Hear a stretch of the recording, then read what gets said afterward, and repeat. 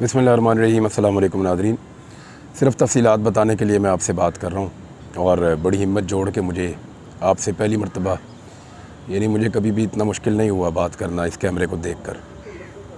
ये मुश्किल है काफ़ी और जो तफ़सीलात हैं वो मैं आपके साथ शेयर कर देता हूँ जो अब तक की हैं, क्योंकि बेशुमार लोग कह रहे हैं कि हमें बताएँ।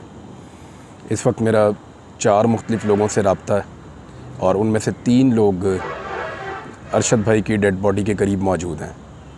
वहीं पे जिस जगह ये वक़ूआ हुआ है उससे लगभग कोई 70 से 80 किलोमीटर दूर वो एरिया मुर्दा खाना है जहाँ पे अरशद शरीफ भाई को पहुँचाया गया और वहाँ पे इस वक्त जब मैं ये रिकॉर्डिंग कर रहा हूँ तो पोस्टमार्टम हो रहा है उनका। और मुझे मेरे दोस्त ने बताया है कि पोस्टमार्टम में लगभग 2 घंटे 1.5 घंटा इतना टाइम लगेगा और उसके बाद वो बाकी कार्रवाई के बाद बॉडी हमारे हवाले करेंगे। मैंने उनसे गुजारिश की है कि आप जो हमारा इस्लामी तरीक़ाकार है उसके मुताबिक आप बंदोबस्त करें, क्योंकि बॉडी को बॉक्स में शिफ्ट किया जाएगा और उससे पहले कुछ अद्वियात हैं वो इस्तेमाल की जाती हैं और वो बॉक्स फिर नहीं खोला जाता। तो मैंने उनसे कहा कि मुकम्मल जो इस्लामी आदाब हैं, जो तरीक़ाकार है उसके मुताबिक गुस्ल देने के बाद आप उन तमाम चीज़ों का ख्याल रखिए। तो जो दोस्त वहाँ मौजूद हैं उन्होंने वादा किया है कि वो हमारी कमी वहाँ नहीं होने देंगे। और इंसिडेंट के बारे में मैं आपको बता देता हूँ, ये कल रात का इंसिडेंट था। उनकी पुलिस ने ये क्लेम किया है कि उन्होंने एक्चुअली पहचाना नहीं, गलती से गलत लोगों के साथ मुठभेड़ हुई है और गोली चली और उसमें मकामी जो सहाफ़ी हैं वो ये कह रहे हैं कि 9 गोलियाँ उन्होंने चलाई हैं, एक टायर को भी लगी है और मुख्तलिफ़ गाड़ी के एरिया से हिट हुई हैं और एक गोली जो है वो अरशद भाई के जो सर में लगी है वो काज़ ऑफ डेथ बताई जा रही है, उसकी वजह से वो शहीद हो गए। पाकिस्तान में सुबह से लोग मुख्तलिफ़ बातें कर रहे हैं, कोई कुछ कह रहा है, कोई कुछ कह रहा है। मेरे ख़्याल में अरशद भाई की डेड बॉडी को आने दें, उनको शायान शान तरीके से हम दफन कर लें, सपुर्दे खाक कर लें, तो उसके बाद फिर बाकी चीज़ों पे बात करेंगे। सवालात तो हमारे दिमाग में बहुत हैं। कीनिया क्यों उनको जाना पड़ा, यूएई से क्यों उनको भागना पड़ा, पाकिस्तान से क्यों उनको छोड़कर जाना पड़ा, ये सारे सवालात हमारे दिमाग में। हमें पता है, एक एक बंदे को जानते हैं जिसने उनका जीना हराम किया हुआ था। एक एक बात मेरे भाई ने मुझे बताई थी, मेरे दोस्तों को बताई थी, हम सबको पता है। इसके ऊपर कोई भी सियासत ना करे, ये सीधा सीधा एक जुल्म है जो इस मुल्क में हुआ है और उसको भेड़ियों तक पहुंचाया गया है। अब उन्होंने क्यों मारा है, इसके ऊपर कीनिया में क्या इंक्वायरी होगी। पाकिस्तान में साना मॉडल टाउन आज तक साबित नहीं हो पा रहा, कीनिया में अरशद शरीफ का कत्ल साबित होगा। कीनिया की पुलिस के बारे में ज़रा कीनिया के सहाफ़ियों की राय लेकर देख लें, कीनिया की पुलिस के बारे में ज़रा कीनिया के लोगों की राय लेकर देख लें, तो सब लोग अपनी अपनी बात करेंगे। जो लोग यहाँ इस्लामाबाद पुलिस की रिपोर्टें कहते हैं जी बड़ी शानदार हैं, वो अब कीनिया की पुलिस की रिपोर्टें जारी कर रहे हैं। हमारे दिल पहले ज़ख्मी हैं, उसके ऊपर और घाव लगा रहे हैं।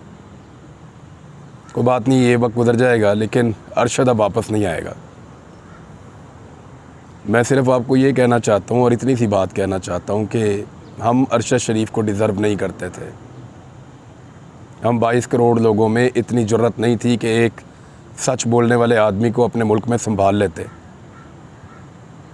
22 करोड़ के लिए बोलने वाला 22 करोड़ लोगों ने अकेला छोड़ दिया था। उनके रहमो करम के ऊपर जिन्होंने उसके लिए पाकिस्तान की ज़मीन तंग कर दी। हम सबसे बेहतर था, हम सबसे बहादुर था, हम सबसे अच्छा इंसान था, हम सबसे बड़ा आदमी था और हम लोगों ने उसकी कदर नहीं की। मैंने एक दिन कहा था कि अरशद शरीफ हमारी रेड लाइन है, इसको क्रॉस करोगे तो हम रिटेलिएट करेंगे। हर वो आदमी जिसने उसके लिए पाकिस्तान की ज़मीन को तंग किया उसने हमारी रेड लाइन क्रॉस की है। हर वो आदमी जिसकी वजह से उसको पाकिस्तान से जाना पड़ा उसने हमारी रेड लाइन क्रॉस की है। हमें बहुत तकलीफ़ दी है, बहुत तकलीफ़ दी है। हम याद रखेंगे।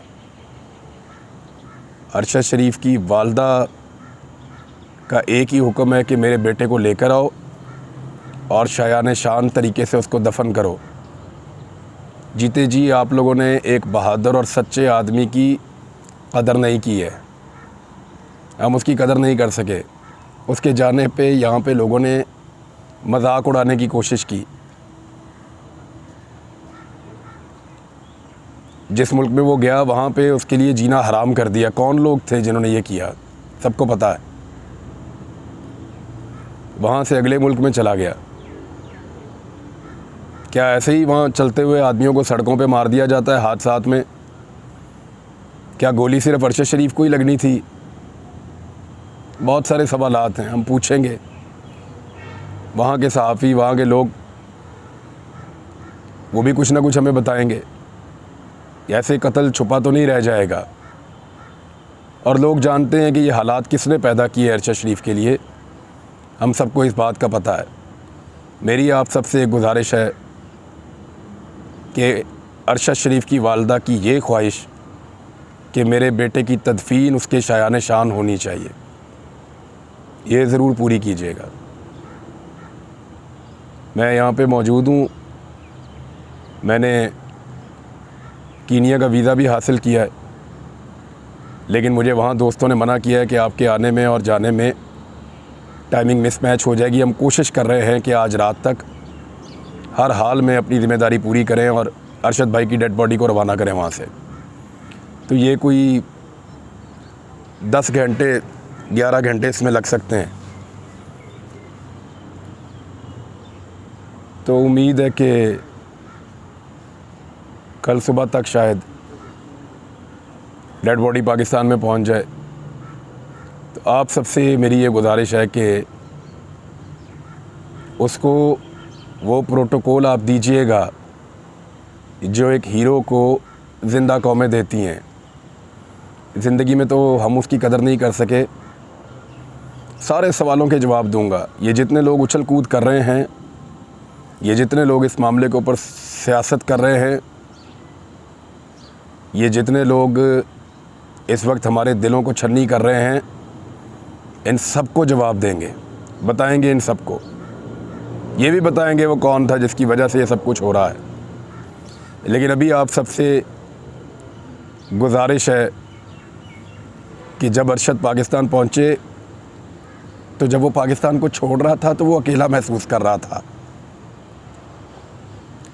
तन्हा महसूस कर रहा था, कमज़ोर। उन ताकतवर लोगों के सामने चट्टान की तरह वो खड़ा रहा, लेकिन अकेला था। जब वो वापस आए तो उसको अकेला नहीं लगना चाहिए। हम सब जाएंगे और आप सबकी राह देखेंगे। अरशद को आखिरी आरामगाह तक हम सबको मिलकर लेकर जाना है। अब उसको अकेला नहीं छोड़ना। बहुत शुक्रिया आपका।